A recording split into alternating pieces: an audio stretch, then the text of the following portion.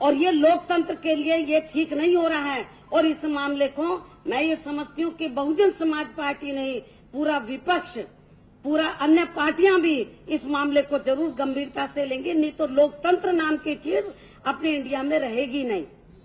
SIR voter list मामले के बीच क्या दब जाएगी ईवीएम की आवाज? बहन मायावती का बयान हो रहा है सोशल मीडिया पर वायरल।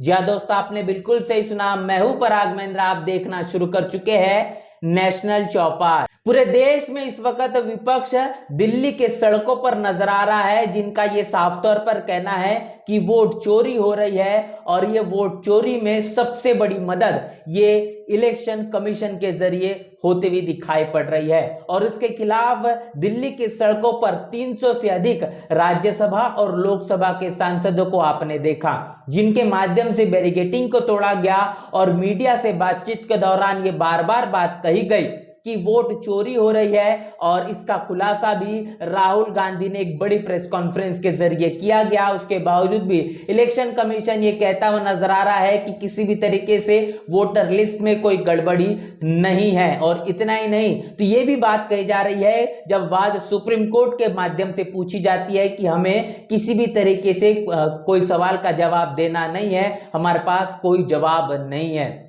आखिर चुनाव आयोग के जरिए इस मुताबिक जवाब देना, यह तानाशाही वाला रवैया ही साफ तौर पर दिखाई देता है। चुनाव आयोग के जरिए ये बात कही जाना, ये मतलब इस देश के लोकतंत्र के लिए सबसे ज्यादा इस वक्त खतरे की घंटी है। और कहीं ना कहीं ये जो मामला पूरे देश में इस वक्त तुल पकड़ चुका है, इस पर सोशल मीडिया पर बहुजन समाज पार्टी के राष्ट्रीय अध्यक्ष बहन मायावती का 2017 का वो बयान वायरल होता हुआ नजर आ रहा है, जिस बयान में बहन मायावती ने इस देश में सबसे पहले ईवीएम के खिलाफ अपनी आवाज बुलंद की थी। क्या कुछ कहा गया था, आइए आपके साथ रूबरू करते हैं। पार्टी के राष्ट्रीय नेताओं को, प्रधानमंत्री श्री नरेंद्र मोदी को और बीजेपी के राष्ट्रीय अध्यक्ष श्री अमित शाह को मैं खुली चेतावनी देती हूँ, यदि आप सही मायने में ईमानदार हैं तो आप मुख्य चुनाव आयुक्त को लिख कर दो कि ये जो चुनाव है तो हमको सही वोट पड़ा है। यदि वो सही ईमानदार हैं तो ये वोटिंग मशीन वाला जो है चुनाव, तो इसको रद्द करा के मुख्य चुनाव आयोग को बोले, जो पुरानी व्यवस्था थी बैलेट पेपर की, उससे चुनाव कराएं। जो पुरानी व्यवस्था थी बैलेट पेपर वाली जो है, उससे चुनाव कराएं। यदि इनमें थोड़ी सी भी ईमानदारी है, हमने उनके ऊपर आरोप लगाया है। हमने मुख्य चुनाव आयोग को भी लिखकर दिया है चिट्ठी, जो उसकी भी कापी हम आपको दे देंगे। यदि उनमें थोड़ी सी भी ईमानदारी है और वो कहते कि नहीं हमारे पक्ष में वोट पड़ा है, तो उनको घबराना नहीं चाहिए। फिर उनको बैलेट पेपर के माध्यम से, जो पुरानी व्यवस्था थी, उस माध्यम से चुनाव कराना चाहिए। दूध का दूध और पानी का पानी सामने आ जाए। और खासतौर से मुस्लिम बहुल्य इलाके में बीजेपी को वोट निकल रहा है, तो ये तो बड़े गंभीरता से सोचने वाली बात है। और ये लोकतंत्र के लिए ये ठीक नहीं हो रहा है। और इस मामले को मैं ये समझती हूँ कि बहुजन समाज पार्टी नहीं, पूरा विपक्ष, पूरा अन्य पार्टियां भी इस मामले को जरूर गंभीरता से लेंगे, नहीं तो लोकतंत्र नाम की चीज अपने इंडिया में रहेगी नहीं।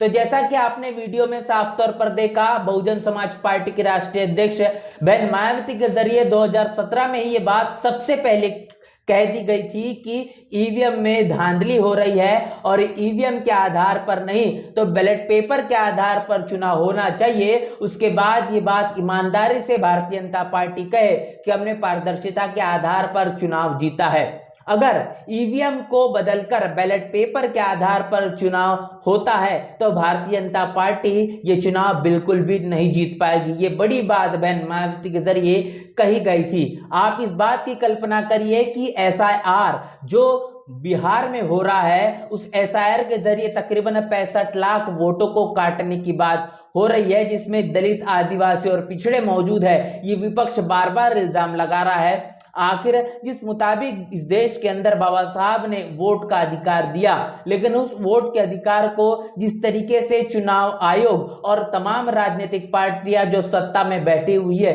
उनके जरिए छीनने का ये नई साजिश और षड्यंत्र जो रचा जा रहा है, ये कहने के बहुजन समाज अब इस बात से धीरे धीरे अवगत होता हुआ दिखाई पड़ रहा है। बहन मायावती के जरिए ईवीएम के खिलाफ 2017 में जो बात कही गई थी, इसको लेकर इस वक्त प्रतिक्रियाओं का सिलसिला जारी है। लोगों का इस मामले पर क्या कुछ कहना है, आइए आपके साथ रूबरू करते हैं। यूजर का कहना है कि उत्तर प्रदेश विधानसभा आम चुनाव 2017 के परिणाम आने के बाद बहुजन समाज पार्टी की अध्यक्षा बहन मायावती ने कहा है कि भारतीय जनता पार्टी लोकतंत्र की हत्या कर रही है और सरकारी मशीनरी का ईवीएम में गड़बड़ी कर सत्ता में आई है। मैं भारतीय जनता पार्टी के राष्ट्रीय नेता नरेंद्र मोदी व अमित शाह को इस बात की खुली चेतावनी देती हूं कि यदि हिम्मत है तो वह बैलेट पेपर के आधार पर चुनाव कराए और जीत कर दिखाए। यदि भारतीय जनता पार्टी के अंदर थोड़ी सी भी ईमानदारी है तो चुनाव आयोग को लिखित में दे कि उन्हें जो बहुमत मिला है वो ठीक है। ये वो प्रतिक्रिया जो बहन मायावती ने दी थी, जो आपके साथ हमने साझा की है। आगे ये भी कहा गया है कि कांग्रेस के श्री राहुल गांधी और समाजवादी पार्टी अखिलेश यादव जी और राजद के लालू प्रसाद जी, आप लोग ईवीएम के घोटाले व दुरुपयोग पर आज आवाज उठा रहे हो। बीएसपी के अध्यक्षता आदरणीय बहन मायावती जी ने सन 2017 में ही भारतीय जनता पार्टी और ईवीएम व चुनाव आयोग की मिली भगत को बेनकाब कर दिया था। तो बहन मायावती ने जो बात इतिहास में काफी समय पहले ही कर दी थी, आज उसी मसले को लेकर एक लंबे समय बाद विपक्ष एक मुश्त होता हुआ दिखाई दे रहा है। यह उस वक्त की बात जब बहन मायावती ने इस मसले को उठाया था, तब इस मामले को बहुत ही शिथिलता के तौर पर और बहुत ही कम नरम रुख कर भारतीय जनता पार्टी के जरिए जो चुनाव जीता गया था, उसके बाद भी विपक्ष की भूमिका देखने को मिल रही थी। उस वक्त विपक्ष ठहाके लगा रहा था, लेकिन आज वही विपक्ष रोड और रास्तों पर आकर इस मसले पर जमकर विरोध कर रहा है। इसके साथ साथ वरिष्ठ पत्रकार समर राज, इनके जरिए कहा गया है कि मुस्लिम बहुल इलाके में भारतीय जनता पार्टी को वोट मिल रहे हैं, कुछ गड़बड़ हो रहा है, लोकतंत्र खतरे में है। सभी विपक्षी दल साथ आए, साथ में आवाज उठाए। मार्च 2017 में जब बहन जी ने बोली थी तो याद है IIMC में था मैं, सब हंस कर लोटपोट हो रहे थे। 3 राज्यों में बढ़त बनाई हुई कांग्रेस के समर्थक तो लहलोट हो रहे थे, सोशल मीडिया पर जोक कर रहे थे। अब 8 साल बाद बौखलाए हुए हैं, जब सबको ललकार रहे हो तो साथ आते क्यों नहीं, बैरिकेडिंग पर चढ़ जाते क्यों नहीं। तब याद रखना पहला घर जिसका जला था उसने रोने पर तुम अट्ठास कर रहे थे। तो समरराज के जरिए जो बात कही गई है, उन्होंने ये कहा है कि मार्च 2017 में बहुजन समाज पार्टी के राष्ट्रीय अध्यक्ष बहन मायावती ने इस मसले पर जब अपनी प्रतिक्रिया दी थी, तो समरराज का कहना है कि वो IIMC में थे और उस समय में हंस कर वो तमाम लोग लोटपोट हो रहे थे जो कहीं ना कहीं विपक्षी दलों में थे। 3 राज्यों में बढ़त बनाए हुई जो कांग्रेस के समर्थक थे वो तो काफी ज्यादा लहलोट थे, सोशल मीडिया पर जोक लिख रहे थे। लेकिन आज तकरीबन 8 सालों के बाद वही तमाम कांग्रेस के समर्थक एक मुश्त होकर अब इसी इलेक्शन कमीशन के खिलाफ, भारतीय जनता पार्टी के खिलाफ और ईवीएम के खिलाफ अपनी आवाज बुलंद कर रहे हैं और अपनी बात रखते हुए नजर आ रहे हैं। तभी बहन मायावती के जरिए ललकार दिया गया था। आज वो तमाम विपक्षी दल के लोग बैरिकेडिंग पर चढ़, तो इस पूरे मसले को लेकर और ईवीएम में हुई धांधली को लेकर जिस तरीके से सबसे पहले जिन्हें तकलीफ हुई, जिनको इसका नुकसान झेलना पड़ा, उनकी ये ललकार थी और उनके जरिए ये दुख भी प्रकट किया गया था और ये बात बहन मायावती के जरिए साझा की गई थी और वही प्रतिक्रिया समरराज उनके जरिए साझा की गई है। इसके साथ साथ अगली प्रतिक्रिया कि इंडिया गठबंधन में अगर इतना ही दम है तो अखिलेश से लेकर तो राहुल गांधी तक तो बहन मायावती जी की तरह सीधा हमला अमित शाह और मोदी पर बोलकर दिखाए और चैलेंज करे कि बहन जी की लैंग्वेज में सीधा या दोगली पंक्ति नहीं चलेगी। राहुल जी सीधा बोलो दम है तो बैलेट पेपर पर चुनाव कर दे ईवीएम को हटाकर। ये बात कहीं ना कहीं दबते हुए दिखाई दे रही है जब से इस पूरे के पूरे वोटर लिस्ट का धांधली का मामला निकल कर आया है।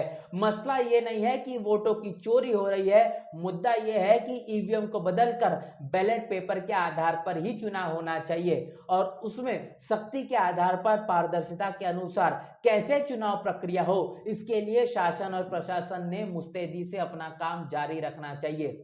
बात यहां तक के सीमित नजर आ रही है कि ईवीएम के वोटर लिस्ट के आधार पर वोटों की चोरी हो रही है, लेकिन मुद्दा सबसे ज्यादा आवश्यक है कि ईवीएम के कारण ही सबसे ज्यादा ईवीएम के चलते ही वोटों में धांधली हो रही है और वोटों की चोरी आसानी से की जा रही है।